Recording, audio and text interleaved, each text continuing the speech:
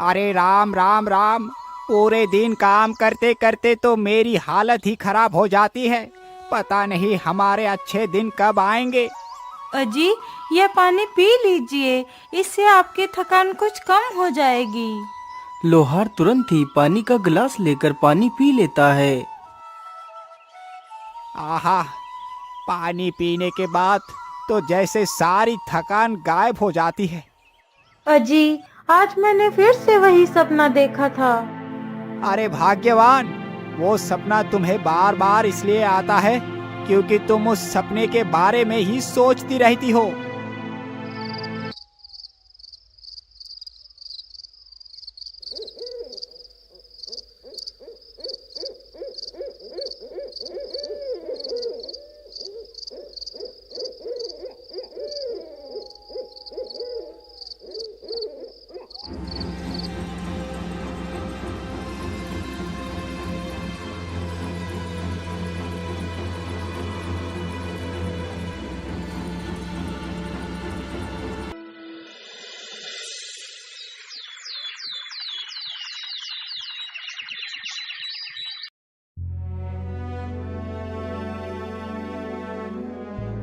अरे भाग्यवान, अब और कितना सोओगी?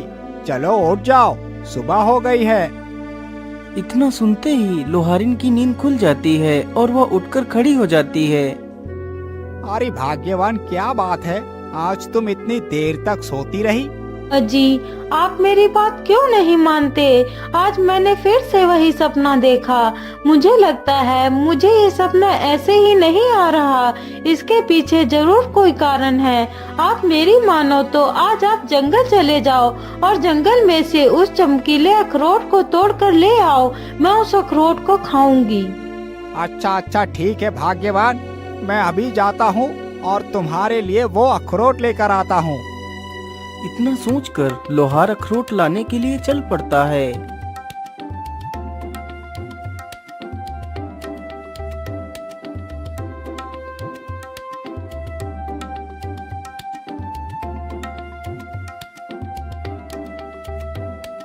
लोहार चलते चलते जंगल में काफी दूर निकल जाता है और उसी जंगल में पहुंच जाता है जहां पर वह अखरोट का पेड़ था। मैं तो चलते चलते काफी दूर निकल आया हूँ, लेकिन अभी तक अखरोट का पेड़ तो दिखा ही नहीं मुझे। लगता है यहाँ पर कोई भी अखरोट का पेड़ नहीं है। भाग्यवान का ये कोई भ्रम ही होगा। चलो अब मैं वापस चलता हूँ, लेकिन यहाँ तक आने का तो कोई भी फायदा नहीं हुआ।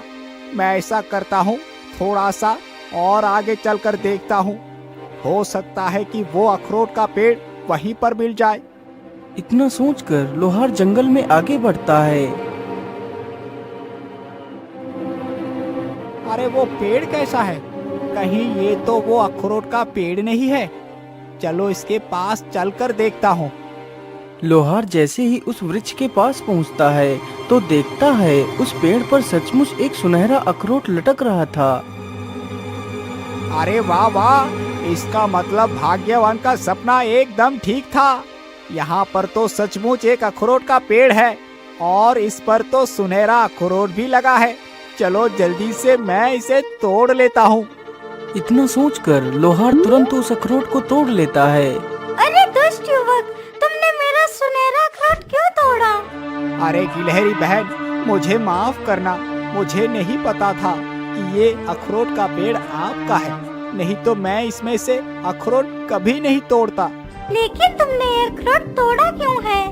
गिलहरी बहन, मेरी पत्नी प्रत्येक दिन अपने सपने में इस अखरोट के पेड़ को देखती है जिसमें ये सुनहरा अखरोट लगा हुआ होता है। फिर लोहार अपनी सारी कहानी उस गिलहरी को सुनाता है। लोहार की सारी कहानी सुनकर गिलहरी को उसके ऊपर दया आ जाती है। अच्छा ठीक है लोहार भाई, तुम इस अखरोट को ले जा सकते हो। और हाँ, ध्यान रखना, जब तुम्हारी पत्नी इस अखरोट को खाएगी तो उसे 2 जुड़वा बच्चे पैदा होंगे। जब वह बच्चे 20 साल के हो जाएंगे तो उन्हें यहीं पर लेकर आना। मैं उन दोनों का भविष्य तय करूंगी। गिलहरी की यह बात सुनकर लोहार बहुत खुश हो जाता है। गिलहरी बहन, आपका बहुत बहुत धन्यवाद।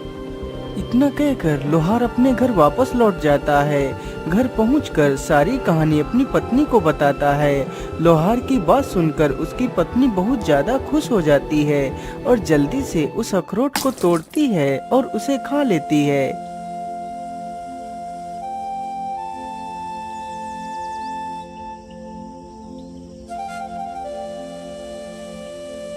लोहार को इसी प्रकार काफी दिन गुजर जाते हैं। 10 महीनों के बाद लोहार की पत्नी ने गिलहरी के कहे अनुसार ही 2 पुत्रों को जन्म दिया। पुत्र की प्राप्ति के बाद लोहार और लोहारिन बहुत खुश हो जाते हैं।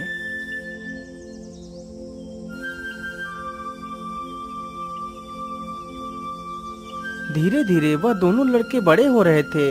लोहार का बड़ा लड़का बड़ा ही कुटिल तथा दुष्ट स्वभाव का था, जबकि उसका छोटा बेटा बहुत ही दयालु तथा प्रेम बांटने वाला था। एक दिन की बात है, लोहार का बड़ा बेटा कान्हू एक धनुष बाण उठाता है और जंगल की तरफ निकल पड़ता है।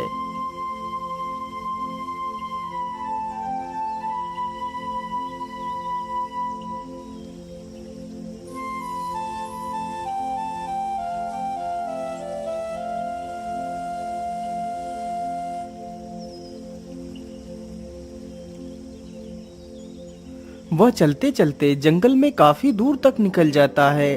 तभी उसने देखा एक पेड़ पर एक कबूतर और कबूतरी बैठे हैं।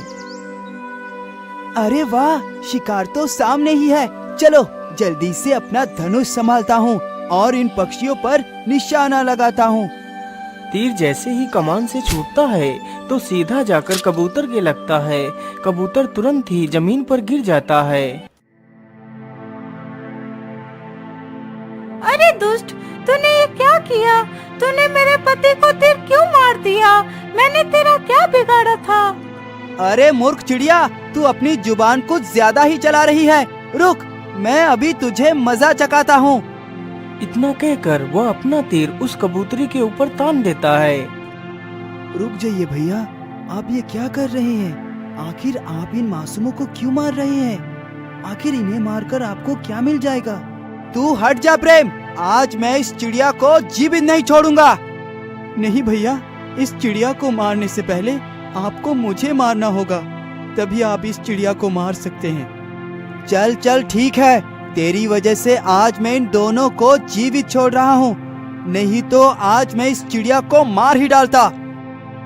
इतना कहकर कान्हू वहाँ से चला जाता है। अरे आपको तो बहुत ज्यादा चोट आ गई है।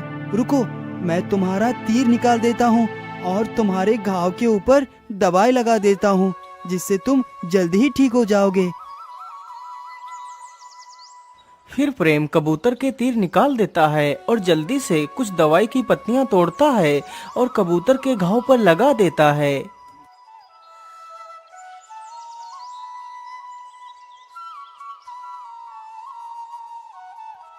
अरे बेटा, तुम तो कितने दयालु हो, लेकिन तुम्हारा भाई तुमसे एकदम विपरीत है। यदि आज आप नहीं आते तो वह दुष्ट हम दोनों की जान ले लेता। हमारी जान बचाने के लिए आपका बहुत बहुत धन्यवाद। फिर वह दोनों कबूतर और कबूतरी वहां से उड़ जाते हैं।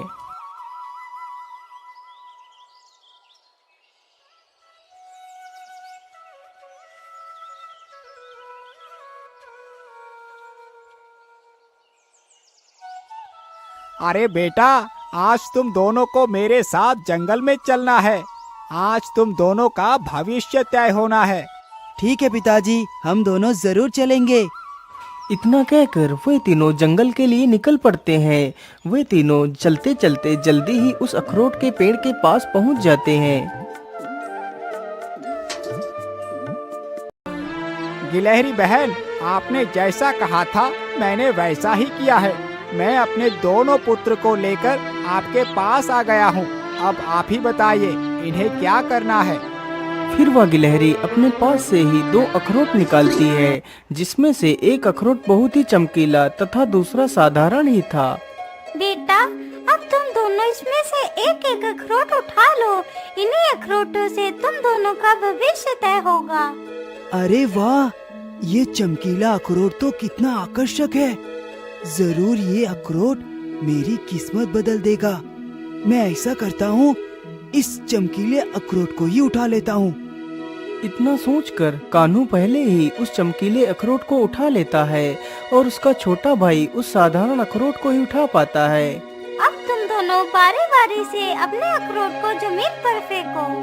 गिलहरी की यह बात सुनते ही कान्हू अपना अखरोट जमीन पर फेंकता है। अखरोट जमीन पर गिरते ही अखरोट के 2 टुकड़े हो जाते हैं। उस अखरोट में से एक सफेद रंग का शाही घोड़ा निकलता है जिसकी पीठ पर एक तलवार बंधी हुई थी। अरे वाह, ये तो कितना शाही घोड़ा है और इसकी पीठ पर तो एक धारदार तलवार भी है। इस तलवार से तो मैं पूरी दुनिया को जीत सकता हूँ। इतना सोचकर कान्हू उस घोड़े पर सवार हो जाता है। पिताजी, आप दोनों घर वापस आ जाना, मैं चलता हूँ। फिर कान्हू अपना घोड़ा लेकर वहाँ से चला जाता है। उसके बाद प्रेम भी अपना अखरोट जमीन पर फेंकता है तो उसके अखरोट से एक चमकीला पत्थर निकलता है। बेटा, तुम इस पत्थर को अपने पास ही रखना। इस पत्थर से तुम किसी भी मृत जीव को जीवित कर सकते हो। इसके बाद वे दोनों वापस अपने घर के लिए चले जाते हैं। लेकिन पिताजी, भैया अभी तक घर वापस क्यों नहीं आए? वो तो हम दोनों से पहले निकले थे। हाँ बेटा, मुझे लगता है कि कान्हू कहीं घूमने के लिए चला गया होगा। तुम चिंता ना करो, वो जल्दी ही आ जाएगा। पिताजी, अब तो रात हो गई है, अब तक तो भैया को आ जाना चाहिए था। इसी प्रकार बेचारे तीनों कान्हू की राह देखते देखते सो जाते हैं।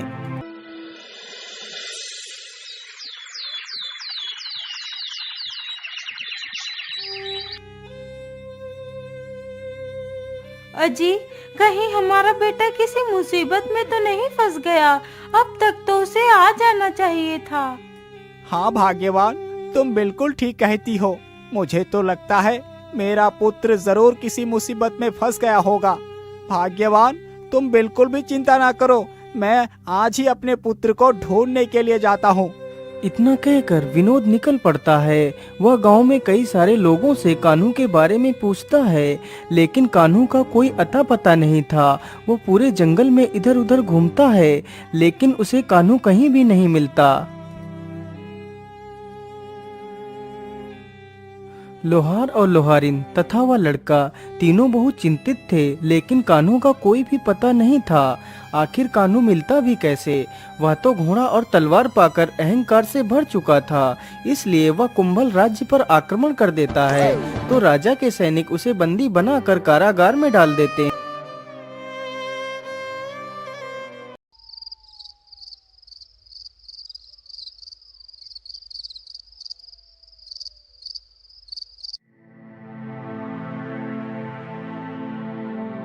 महाराज, हमारी पुत्री तो विवाह की योग्य हो चुकी है, इसलिए हमें अपने पुत्री के लिए योग्य वर ढूंढना चाहिए। हाँ महारानी जी, ये चिंता तो मुझे भी सता रही है। मैं ऐसा करता हूँ, कल सुबह ही मैं अपनी पुत्री के लिए वर ढूंढने के लिए जाऊंगा। जैसे ही आधी रात होती है तो राजकुमारी बहुत ही गहरी निद्रा में सो जाती है। तभी वहाँ पर एक जहरीला सर्प उसके पलंग के पास आ जाता है और राजकुमारी को डस लेता है।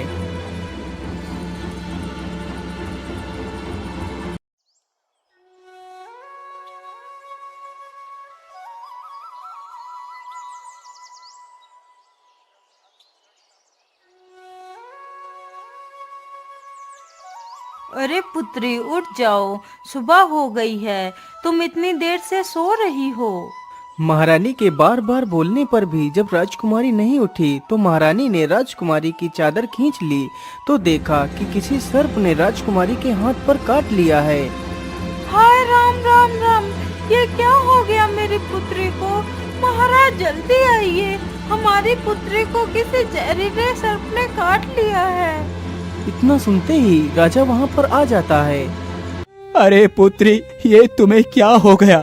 मैं तुम्हारे लिए पता नहीं कितने बड़े बड़े सपने देख रहा था और तुम हमें छोड़कर चली गई।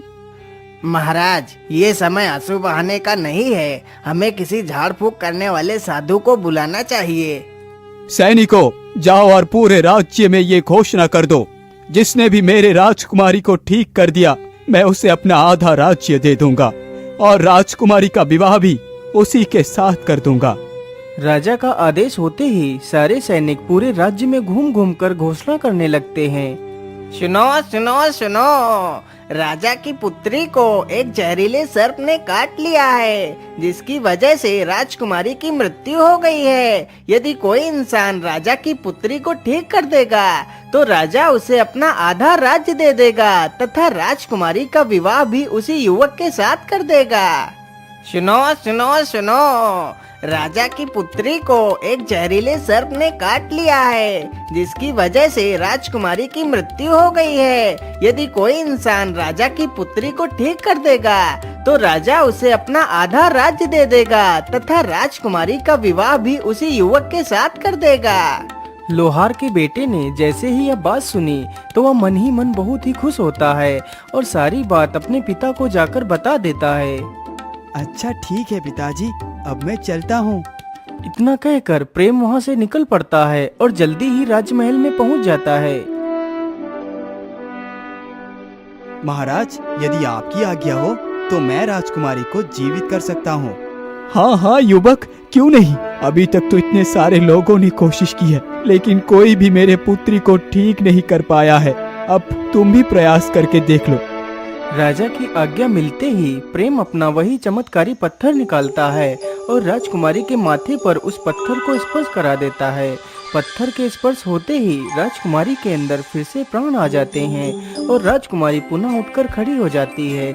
यह देखकर सभी लोग खुश हो जाते हैं और बड़े ही धूमधाम से दोनों का विवाह करवा देते हैं। अब तो प्रेम खुद एक राजा बन चुका था।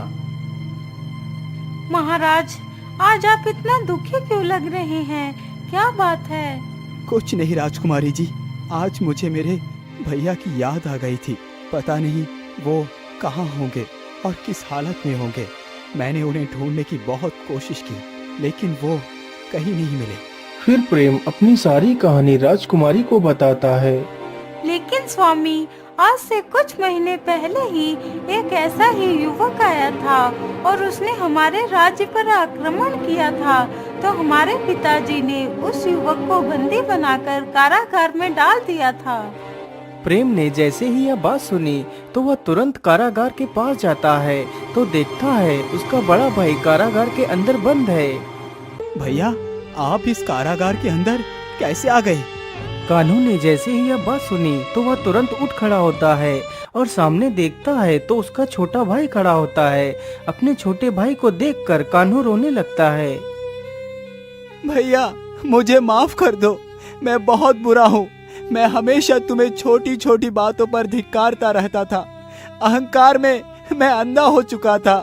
इस अहंकार की मत में चूर होकर मैं इस कारागार में आ गया। मुझे माफ कर दो मेरे भाई, मुझे माफ कर दो। नहीं भैया, आप माफी मत मांगिए। यदि आपको अपनी गलती का पश्चाताप हो चुका है तो आप पूरी तरह शुद्ध हो चुके हैं। सैनिकों, इस कारागार का दरवाजा खोल दिया जाए।